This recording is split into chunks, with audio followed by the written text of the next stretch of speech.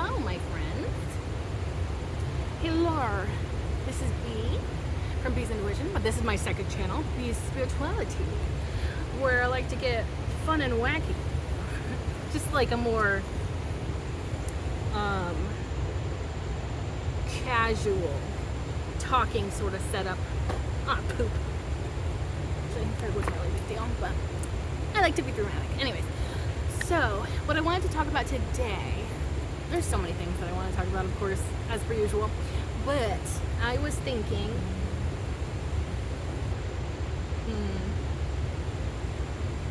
well, I could talk about the change in seasons, because I feel like I'm probably not the only one that has an issue, or not like an issue, but like it's difficult to transition into different seasons. I feel like that's true for any season, really. Even in springtime, because we're so used to being in wintertime, which is a time of rest, that when spring gets here, we feel almost like a pressure to be able to like snap back into action after months and months of rest, So even the spring can be difficult, even though it's very much associated with a lot of like happy vibes. But so I've noticed, and I feel like it's probably just my mental health that's playing a big part in all of this, especially because I've been really struggling to have my doses of my antidepressant medication regularly. This is like, I just experienced the third week of me missing a dose of my antidepressants, and so when I miss a dose, I naturally like have my those dips in my energy and my mental health. But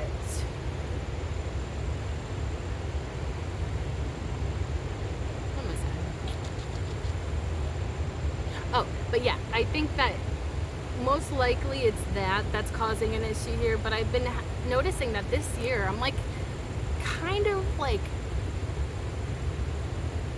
I'm not feeling the fall spirit, that exciting feeling of like, oh, it's fall, leaves and pumpkin pie and all the wonderful things that come with it being fall. I usually do experience that sense of happiness and excitement, but this year's different. And I wonder if it's because like last November I kind of had like a very difficult spell in terms of my physical and mental health. For those who don't know, not only do I struggle with mental health issues, but I also am chronically ill. So sometimes I go through these bouts of like bad physical health, and either my mental health responds to that lack of like physical health and it gets worse, or sometimes my mental health is already in a bad place and then like my physical health kind of starts to act up. Pretty much it's very rare for me to ever go through a physical health episode, of difficult physical health without it impacting my mental health to some extent. But yeah, last November I was really struggling, and it was the first major episode that I experienced of like this specific type of condition or episode of my health, where it's like it impacts me like physically, mentally, in like a bunch of like random different ways, and it really kind of humbles me. It really humbles me when I go through those periods of sickness. And I had an episode, like a mini episode of that same condition in I think January, and then I had another episode that was less of a mini episode and more of like the first one in November, but that was like over the summer. And I guess part of me is just so afraid of that happening again. And so I'm like kind of like nervous moving into the fall. So I feel like more of a state of like fear, anxiety, I guess, rather than joy, happiness, excitement, which is usually what I feel when it comes to transitioning from summer to fall. And I also wonder if maybe like there's a part of me that feels like I didn't do enough this summer, and so maybe I feel slightly disappointed in myself for a lack of doing fun things, I guess.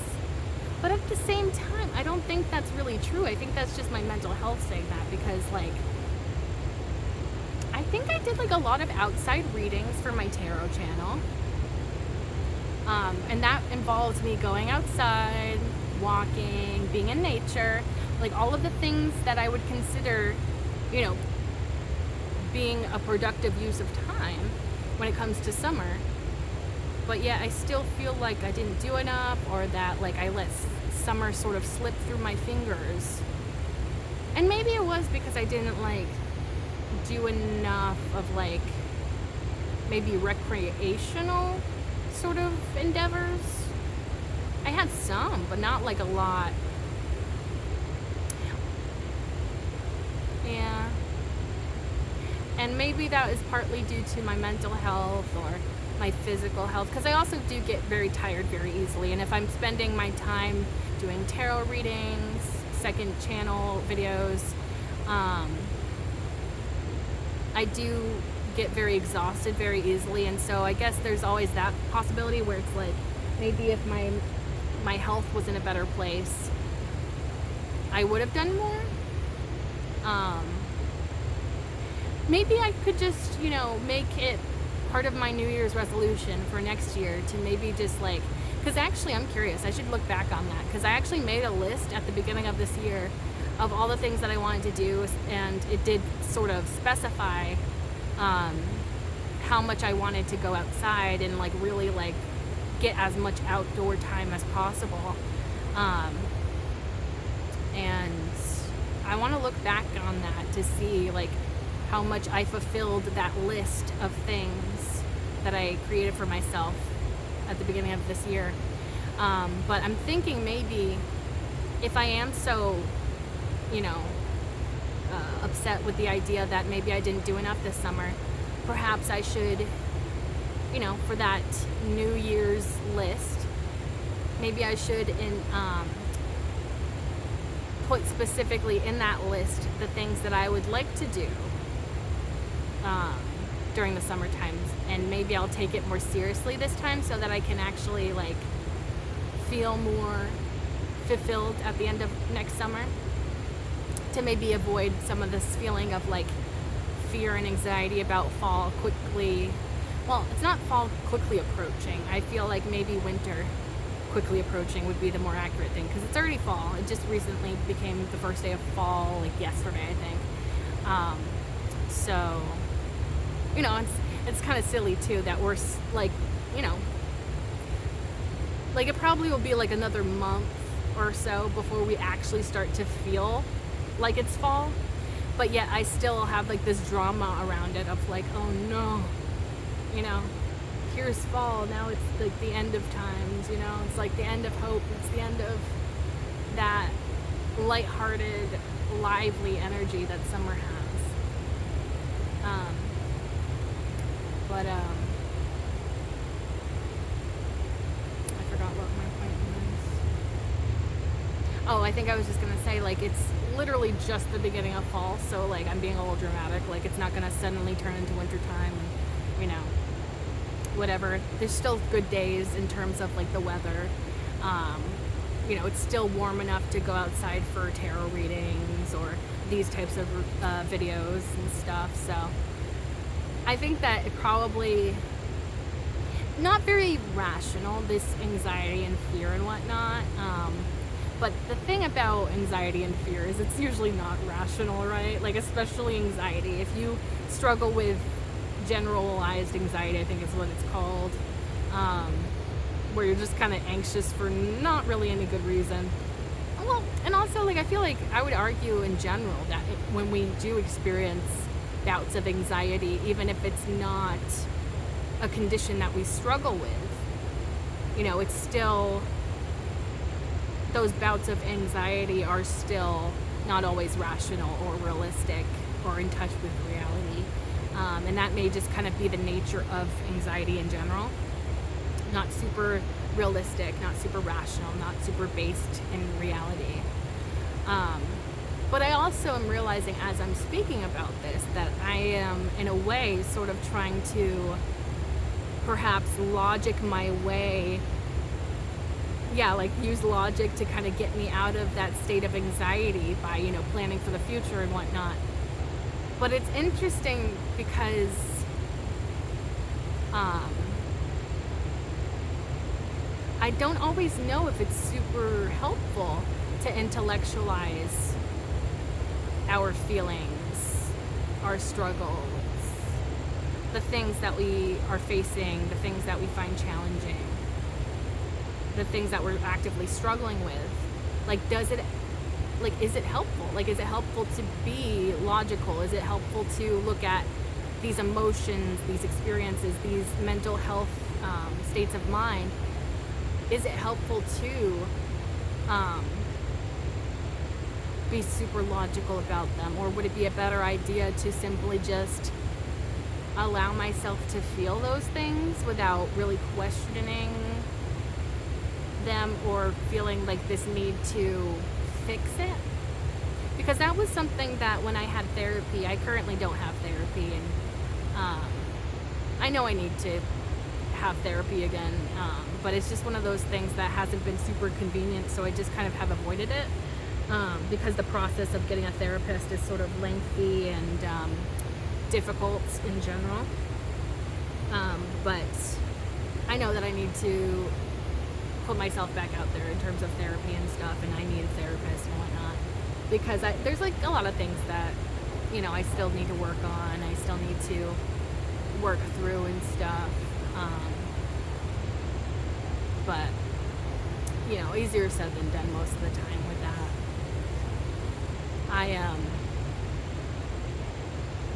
Oh yes, but like when I was in therapy, I do remember my therapist kind of, I think like at one point they questioned like, hey, like I noticed that something along the lines of like you're intellectualizing your feelings rather than just feeling them, which I feel like that is probably my go-to sort of state of being. I like to probably see myself as a problem solver. So if I experience uncomfortable feelings such as anxiety, such as depression, I think my natural instinct, my natural reaction is kind of to just work it out on a logical level. But the thing about logic and these mental health states / emotional states, they don't always work well together. And so it's like, is it even helpful, or does it do anything productive to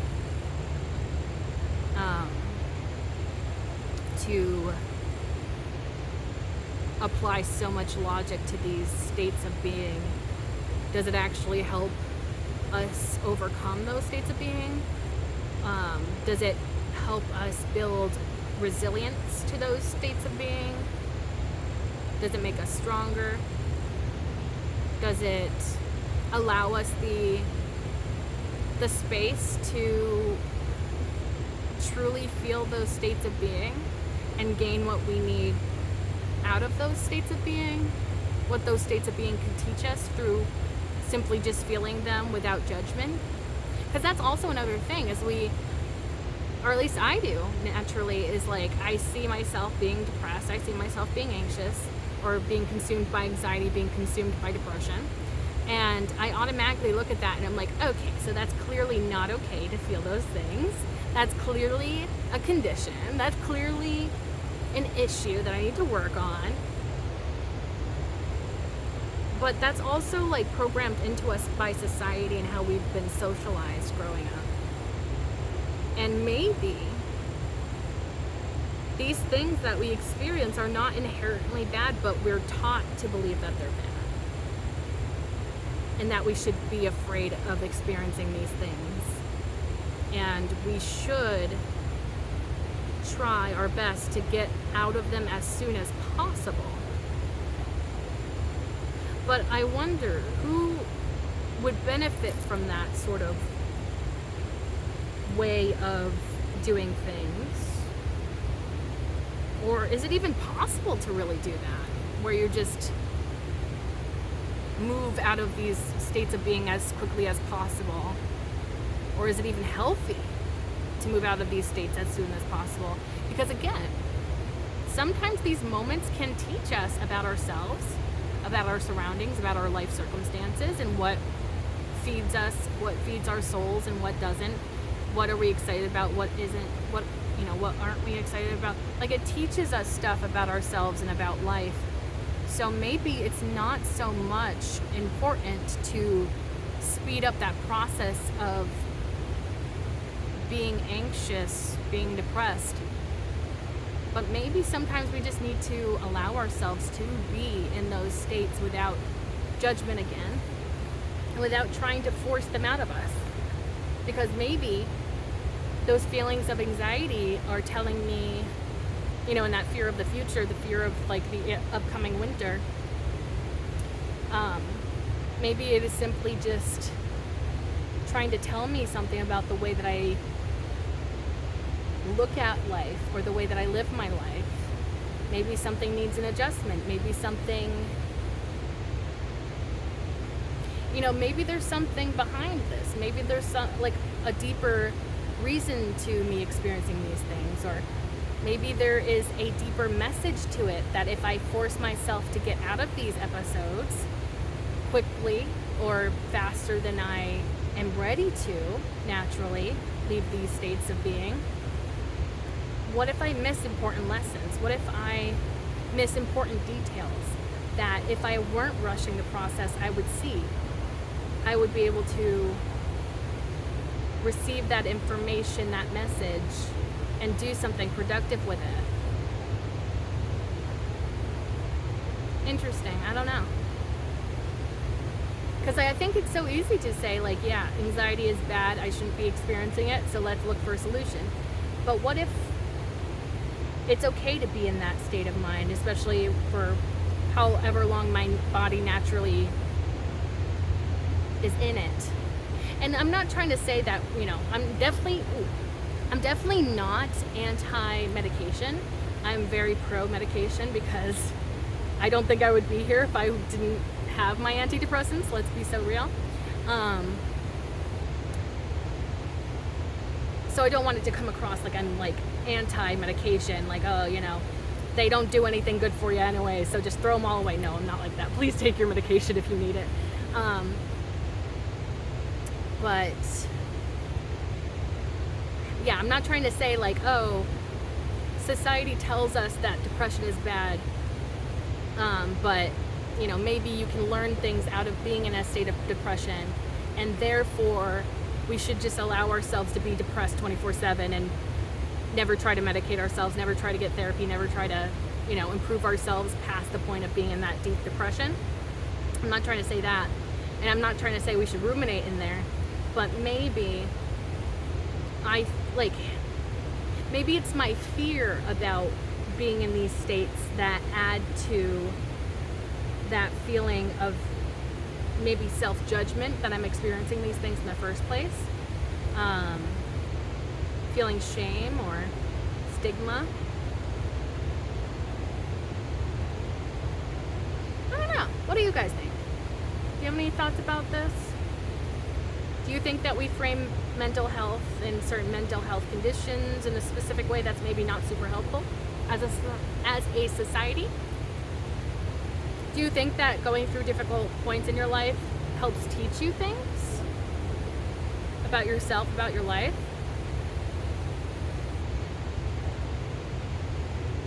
Yeah.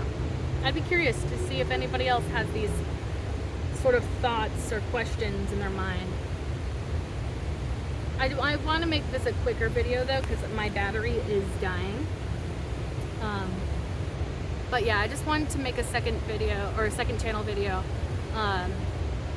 while I felt that like motivation to do so.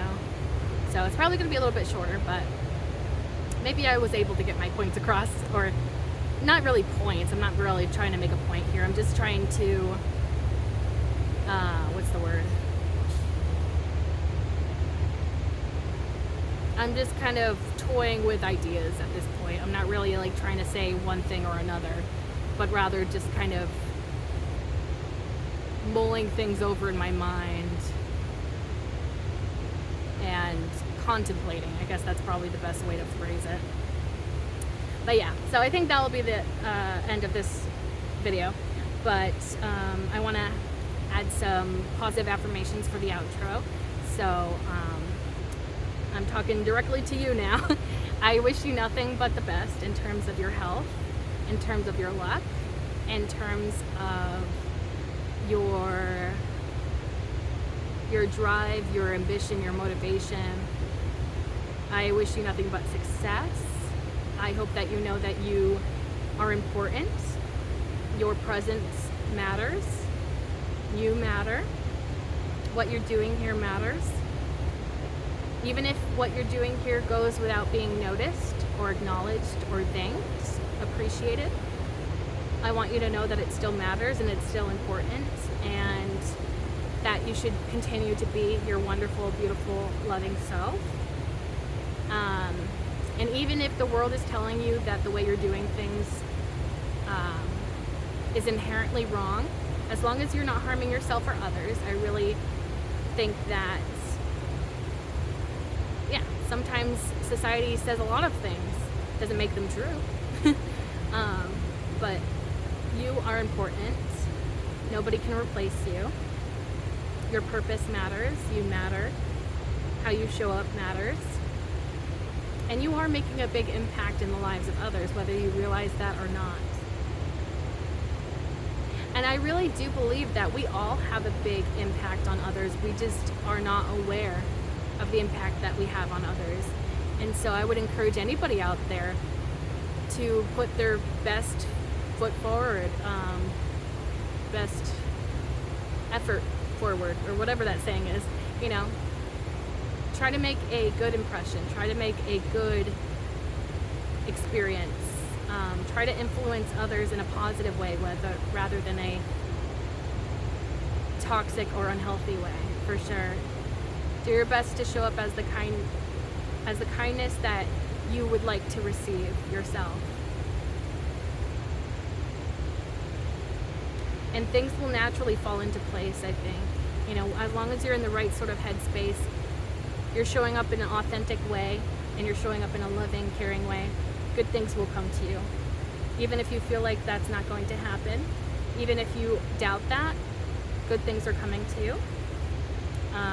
The sun will rise again. There is always, every single day is a new beginning. And therefore, the future is filled with endless opportunities. So please trust in that. Please have faith in that. Also, you are loved. You're loved by me, and you are loved by Spirit. And I hope that you take care of yourself.